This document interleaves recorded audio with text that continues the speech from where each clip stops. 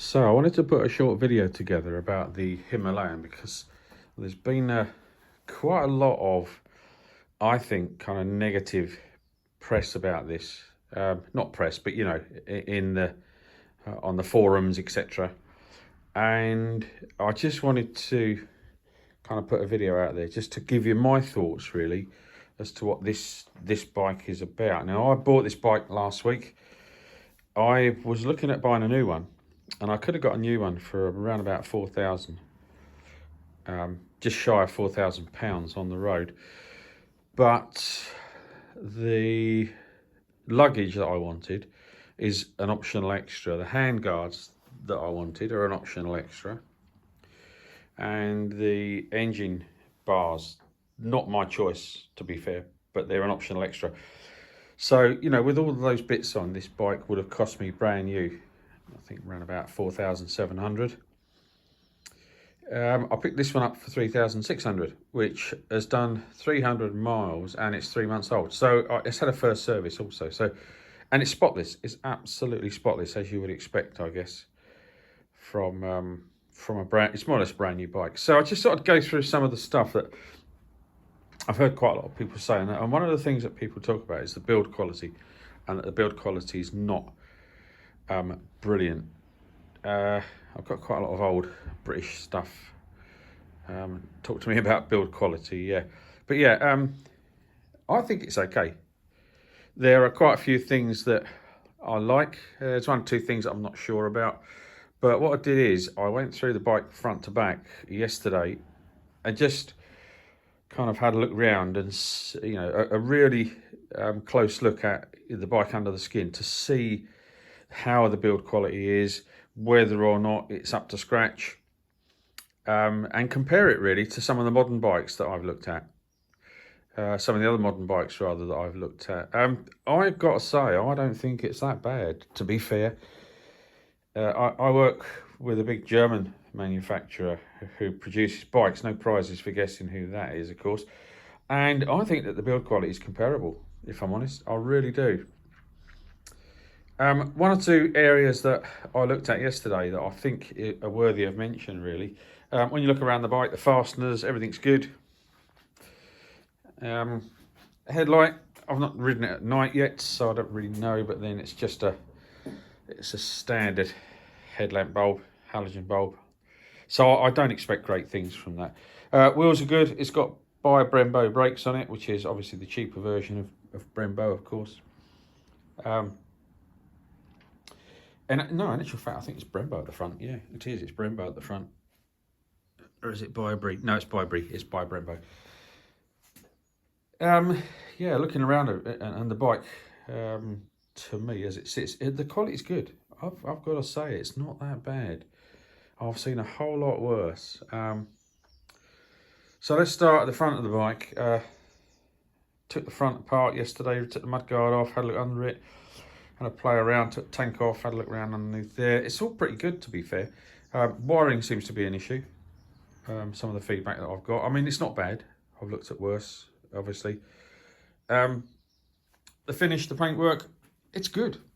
It's I've got to say, it's pretty good. This has got the, obviously, two-tone, the matte finish and the gloss finish. Not quite sure how I'm going to clean that. I never thought about this, really. But obviously, you can't polish this matte stuff. Just wipe it over, but you're going to want to polish that, aren't you? That shiny stuff. So I don't know, really, but I'll cross that bridge when I come to it. Moving through the back of the bike, the engine sounds good. It's a good sounding engine. The gearbox is just fantastic. It could do with an extra gear, this one. This is the 411, so it's only got 5 speed. But I don't know, maybe I'm just used to having 6 gears, but maybe it's enough. But I just feel like I'm reaching for another gear all the time, which is a bit strange, but there we are. Equipment-wise, it's good. It's got a centre stand, it's got a side stand, all very functional, all very strong, all very good. Lights, etc.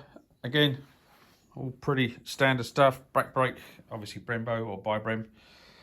Exhaust, I think that looks okay, I mean, a lot of people put these noisy exhausts on. I don't really go for that. It's too noisy, really. But I think it looks okay. The only thing I've done is I've got an old a horn off of a 1936 tractor that I've sort of switched around from different bike to different bike, and it's got a really nice loud sound to it. So yeah, I mean, mirrors, yeah, they're a bit sticky out and good. That's the main thing, they're good, they do the job. You can see not just your shoulders, etc. You can see everything you need to see.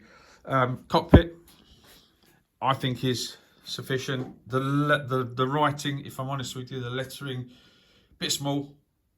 Yeah, I'm not sure about that, but anyway, maybe it's my eyes. Maybe it's just my eyes that aren't good enough these days. A lot of people complain about the switches, about they feel cheap. Guess what? It's a £3,000 bike, so three and a half grand bike. So what do you expect? I've played around with worse switches on much more expensive bikes, so I'm not overly upset about the switches on the bike. Yeah, the display is all pretty good. There's all the stuff you need in there. It's got quite a lot more stuff than I expected, really. It's got a clock, it's got a gear shift indicator, got lots of idiot lights, rev counter. This little thing down here, that on the earlier bikes was a compass. It's the gear shift indicator on this one, although the handbook still says it's the compass. But and the nav's gone, the soppy nav that they fitted to this, the tripper nav, which I'm not overly fussed about because I've got a nav that will go up here above the clocks. Bars are in a good position. For me, it's a little bit subjective, I guess, that. But yeah, bars are in a good position. Seat, yeah, I think it's okay. I mean, I've not been around the world on it. I'm not likely to, but you know, it's okay. The first, I think I've done about 100 miles, and it's comfortable. Yeah, it's okay. What can you say? It's not an armchair, is it? I'll put those stickers on, the Himalayan, those ones. Just a bit of fun, really. Only a tenner. Yeah, I mean, a lot of bikes now have gone for this water-cooled thing. This hasn't. It's stuck with the oil-cooled because it's smaller, I guess, the engine. You can get a different front for the oil cooler. I'm quite happy with that. Bash plate is standard. These guards, yeah, if I'm honest, wouldn't have been my choice, but they're the cheapest ones, I guess. The guy who owned it before me wanted something functional, stopper, you know, low speed spill, I suppose, scratching the engine or the exhaust. But I'd quite like to see a three-way fixing there, give it a bit more strength. But then I guess you've got to be careful where you put it. I think it could probably latch into here somewhere. You could have a three-way across, but then it might get in the way of your legs. I don't know. I'll have a look at a few others. But yeah, the handguards, when I first looked at these, I just thought, yeah, there's no support here. So this is just kind of, normally you'd have a three-way, again, a two-way, sorry, support going from here to the bars. But these don't. These are the Royal Enfield ones. As you can see probably there, there we go. I think they're okay. I think they look okay. First thoughts were, yeah, they're going to rattle around a bit. But they don't. What's going wrong here?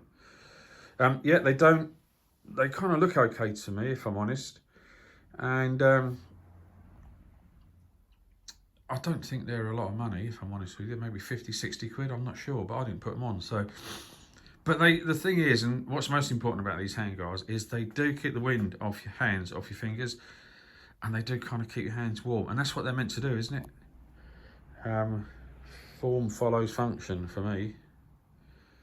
But anyway, I quite like these engine or top protector bars that you get on these bikes as standard. There is a kit that you can buy where you can put a couple of jerry cans on the side. I just think it's a bit over the top, really, for this sort of bike. Screen, yeah, again, you know, it doesn't look much. But again, it's a bit subjective. Maybe it's my height. It works. It just works. It does the job. And it's got enough height to stick a sat-nav behind it, which is what I'm going to do. I've got a navigator, a Garmin, I think it is. It's a BMW navigator system, but that'll fit up there. No problem at all. Boxes, yeah, I mean, you know, they're small.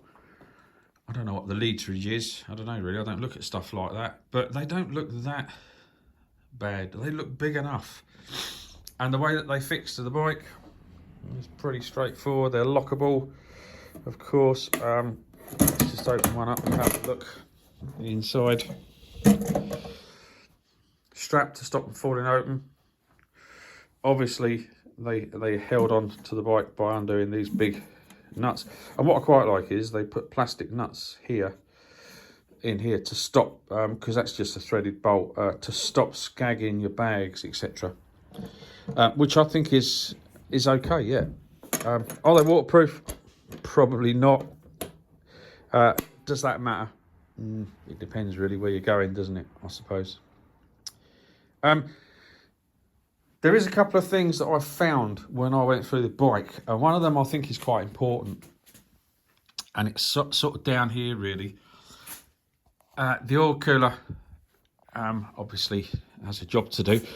When I looked at this initially, this pipe here, so the pipe that I'm pointing at here, the oil cooler pipe, let's get a bit better position on that. This was kinked right over. You can see there's a bit of a mark. Let's have a look. Yeah, you can see there's a bit of a mark where it's been sort of rubbing against it. And it's because of the engine bars. So what I did is I took the engine bars off, and the fixing, which is obviously that one in there, the hole in the engine bar, I elongated it. And all I've done really is just given myself a little bit of movement on the bar to be able to move it that way to free this up a little bit. I also tweaked this pipe here, just tweaked it that way a little bit. Just when it was hot really, just gave it a little bit of a pull. Again, you've got to be a bit careful about that. I guess you don't want to be breaking stuff.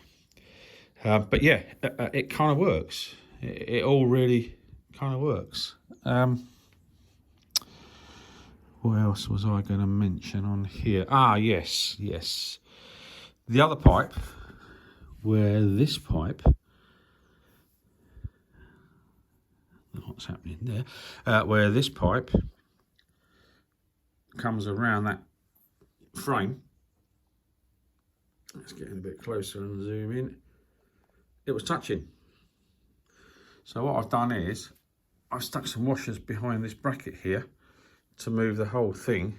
Let's get a bit more focus. Move the whole thing this way a bit, and that's given me a little bit more room, which is what I want, which is what I wanted. Yeah, so apart from that, I like it. More to come.